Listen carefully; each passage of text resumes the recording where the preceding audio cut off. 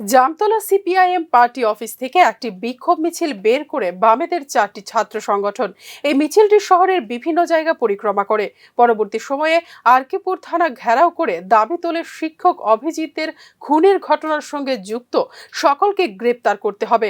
এছাড়াও নাবালিকা ধর্ষণকাণ্ডের সঙ্গে জড়িত সকলকে অবিলম্বে গ্রেপ্তার করে দৃষ্টান্তমূলক শাস্তি দিতে হবে। এদিনে কর্মসূচিতে উপস্থিত ছিলেন সিপিআইএম দলের উদয়পুর মহকুমা কমিটির সম্পাদক দিলীপ দত্ত, ছাত্রনেতা শুভ চক্রবর্তী, ফারুক আহমেদ, প্রীতম শীল, তন্ময় নন্দী সহ অন্যান্যরা। এদিন ছাত্রনেতা শুভ চক্রবর্তী বিক্ষোভ কর্মসূচির শেষে সাংবাদিকদের মুখোমুখি হয়ে অভিযোগ করেন খুনের ঘটনা এবং ধর্ষণের ঘটনার সঙ্গে যুক্ত শাসক শিবির, তাই মূল দোষীদের আড়াল করার চেষ্টা করছে পুলিশ। তিনটি বিষয়ের উপর দাঁড়িয়ে আমরা উদয়পুর শহরে বিক্ষোভ মিছিল এবং থানা ঘেরাওর কর্মসূচি আমরা গ্রহণ করেছি। মূলত আমাদের উদয়পুরের শিক্ষক অভিজিৎ থেকে গত 8 আগস্ট মারাত্মকভাবে পেটানো হয়েছে।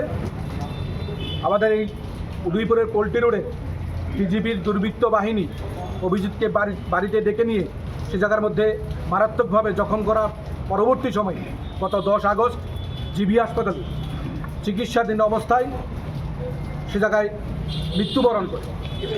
শিক্ষককে পিটিয়ে হত্যার প্রতিবাদে আমাদের রাজ্যের উদয়পুর মহকুমার ওয়াইমুড়াতে গত 14 আগস্ট 16 বছরের নাবালিকা কন্যা সে জায়গার মধ্যে গণধর্ষণের শিকার হয়েছেন।